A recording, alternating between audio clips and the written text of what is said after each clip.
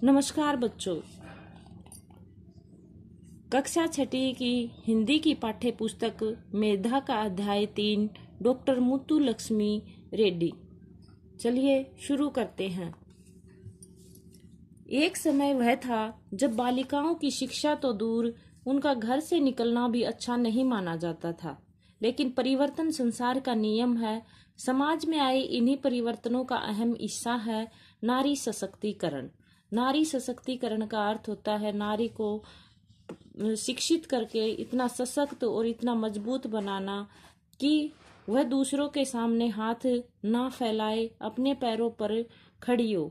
सशक्तिकरण के लिए शिक्षा आवश्यक है। जो शिक्षा है वो मूलभूत आवश्यकता है किसी भी समाज को स्वस्थ समाज के निर्माण के लिए।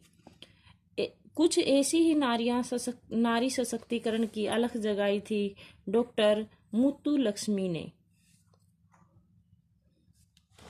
ये जो हमारा अध्याय है वह किस पे? डॉक्टर मुत्तु लक्ष्मी जी के जीवन पर केंद्रित है। डॉक्टर मुत्तु लक्ष्मी के अटल इरादों के आगे उनकी दमा जैसी असाध्य बीमारी ने भी घुटने टेक दिए और वे अबाध गति से अपने लक्ष्य की ओर बढ़ती गई।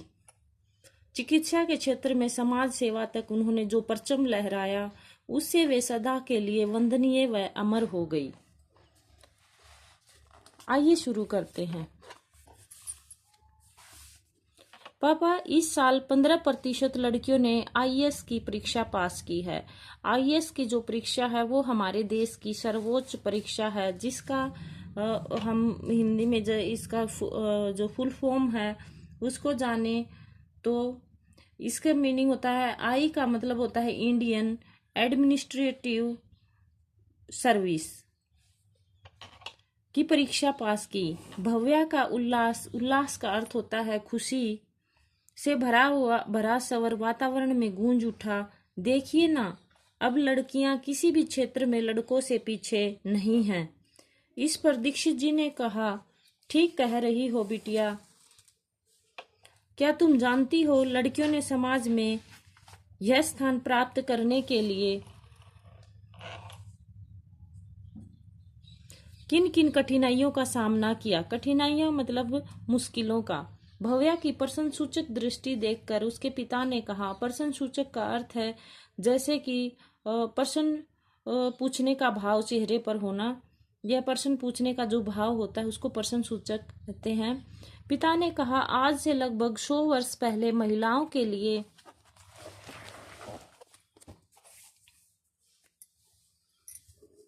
सामान्य पढ़ाई लिखाई आसान नहीं थी। आसान का अर्थ होता है सरल। सुनो, मैं तुम्हें चिकित्सा के क्षेत्र में स्नातक की उपाधि पाने वाली पहली भारतीय महिला डॉक्टर मुत्तु लक्ष्मी के जीवन के बारे में बताता हूँ। 30 जुलाई 1886 को तमिलनाडु की रियासत पुदुकोट्टई में जन्मी मुत्तु लक्ष्मी उन भारतीय नारियों में से एक हैं। रियासत का अर्थ होता है किसी प्रभावशाली व्यक्ति के अधीन आने वाला जो क्षेत्र होता है वो रियासत कहलाता है। जिन्होंने अपनी इच्छा शक्ति और दृढ़ निश्चय से इतिहास में अपने लिए एक विशेष स्थान बनाया। 9-10 वर्ष की आयु में ही दमा जैसे सांस की जो बीमारी होती है, जैसी बीमारी से ग्रस्त हो जाने पर भी उन्होंने हिम्मत नहीं हारी। यह वह समय था जब लड़कियों को पढ़ाने का चलन नहीं था। चलन मीन कोई प्रथा। मुत्तु लक्ष्मी के पिता महाराजा कॉलेज के प्रधानाचार्य थे। वे विद्वान व्यक्ति थे। जब पुदुकोट्टई के दीवान साहब ने लड़कियों को पर्दे वाली गाड़ी में बैठाकर पाठशाला जाने की अनुमति दे दी, तब कहीं मुत्तु लक्ष्मी को प्रवेश की अनुमति मिली। पहले लड़कियों को स्कूल में नहीं भेजा जाता था, तो उसी से रिलेटेड मुत्तु लक्ष्मी को जब पुदुकोट्टई के जो दीवान साहब थे उन्होंने जब लड़कियों को एक पर्दे लगे हुए यानी कि बाहर से दिखाई ना दे पर्दों वाली गाड़ी में बैठाकर पाठशाला जाने की जब अनुमति दी, तभी उनको मुत्तु लक्ष्मी जी हैं उनको भी उनमें प्रवेश पाने की इजाजत मिली थी।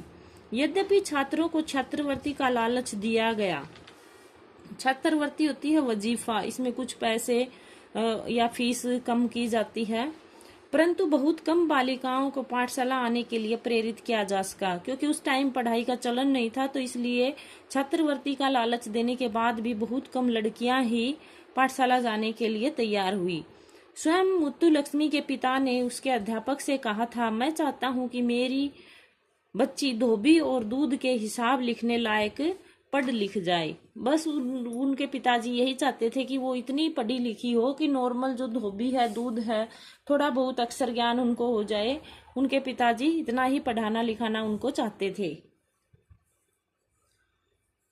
उस समय लड़कियों को अंग्रेजी बिल्कुल नहीं पढ़ाई जाती थी। अध्यापक महोदय ने मुत्तुलक्ष्मी की प्रतिभा को पहचाना और अपनी शिष्या को फर्स्ट स्टैंडर्ड तक अंग्रेजी पढ़ा दी। मुत्तुलक्ष्मी के पिता दृढ़ चरित्र, अनुशासन प्रिय होने के साथ ही स्वतंत्र विचारों के व्यक्ति थे। स्वतंत्र मतलब आजाद।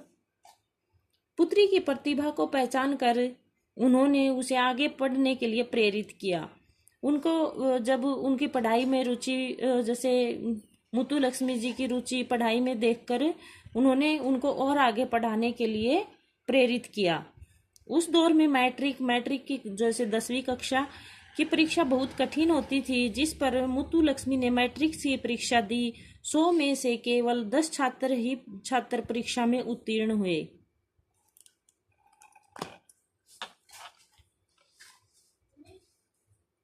मुत्तुलक्ष्मी उनमें से अकेली लड़की थी। इंटरमीडिएट की परीक्षा पास करने के पश्चात, इंटरमीडिएट होता है 12वीं कक्षा पश्चात, वे आगे पढ़ना चाहती थी, परंतु दमा रोग, जो सांस का रोग है, उसका प्रकोप बढ़ गया, वो ज्यादा फैल गया और अस्वस्थता के कारण उन्हें 1 वर्ष के लिए पढ़ाई छोड़नी पड़ी। वो बीमार हो गई, इसकी वजह से उन्होंने 1 साल बीच में पढ़ाई को छोड़ दिया। वर्ष 1907 में पुदुकोट्टई के महाराज ने मद्रास मेडिकल कॉलेज में मुत्तु को प्रवेश दिलाने के लिए केवल संस्तुति की बल्कि आर्थिक सहायता देने का भी आश्वासन दिया। संस्तुति का अर्थ होता है सिफारिश करना। बीमारी के कारण मुत्तुलक्ष्मी रात रात भर जागती। परिवार वाले पढ़ाई की ओर से उन्हें हतोत्साहित करते। हतोत्साहित होता है जिसका उत्साह भंग हो गया हो। परंतु मुत्तुलक्ष्मी के अच्छे परीक्षा रात रात भर जागती। परिवार वाले पढ़ाई की ओर से उन्हें हतोत्साहित करते थे, परंतु मुत्तुलक्ष्मी के अच्छे परीक्षाफल ने सबका मुंह बंद कर दिया। वो पढ़ाई में बहुत अच्छी थी। जब उनका रिजल्ट आया तो सभी उनको आगे पढ़ने से रोक नहीं सके। तीसरे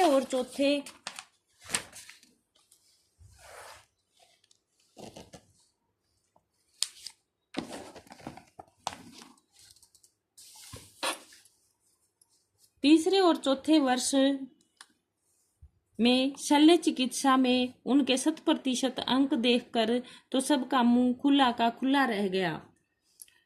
वर्ष 1912 में मुत्तुलक्ष्मी डॉक्टर बन गई। उन्होंने सर्जरी, ऑपरेशन वगैरह में विशेष योग्यता पाई। किसी भारतीय विश्वविद्यालय से चिकित्सा के क्षेत्र में स्नातक की परीक्षा पास करने वाली मुत्तुलक्ष्मी पहली महिला थी। मुत्तुलक्ष्मी की पहली नियुक्ति मद्रास के इग्मोर के महिला एवं बाल रोग अस्पताल में सर्जन के रूप में हुई। वर्ष 1913 में किंग जॉर्ज अस्पताल के सर्जन डॉक्टर सुंदर रेड्डी से उनका विवाह हुआ।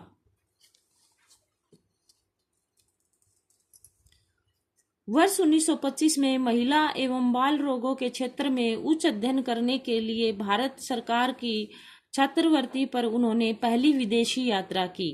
भारत सरकार की तरफ से उनको छात्रवृत्ति पर उच्च अध्ययन करने के लिए और ज्यादा अध्ययन करने के लिए बाल रोग, महिला एवं बाल रोग, बच्चे और महिलाओं के रोगों से संबंधित हाई एजुकेशन या उच्च अध्ययन करने के लिए भारत सरकार ने उनको छात्रवृत्ति वजीफा दिया और उनको विदेश भेजा। जून 1926 में पेरिस में हुए अंतर्राष्ट्रीय महिला सम्मेलन में डॉक्टर मुत्तुलक्ष्मी ने भारतीय महिलाओं का प्रतिनिधित्व किया। उसी वर्ष स्वदेश लौटकर वे मद्रास विधान परिषद की सदस्य निर्वाचित हुई। भारत में विधानसभा में इनसे पहले कोई महिला सदस्य नहीं थी। सबसे पहली विधान परिषद की जो निर्वाचित होने वाली पहली महिला भी डॉक्टर मुत्तुलक्ष्मी रेड्डी ही थी। डॉक्टर मुत्तुलक्ष्मी विधान परिषद की वाइस प्रेसिडेंट बनने वाली विश्व की पहली महिला हैं। वाइस प्रेसिडेंट होता है उपाध्यक्ष। वर्ष 1927 में भारत का प्रथम बाल चिकित्सालय खोलने का श्रेय भी डॉक्टर मुत्तुलक्ष्मी को जाता है। चिकित्सालय का अर्थ होता है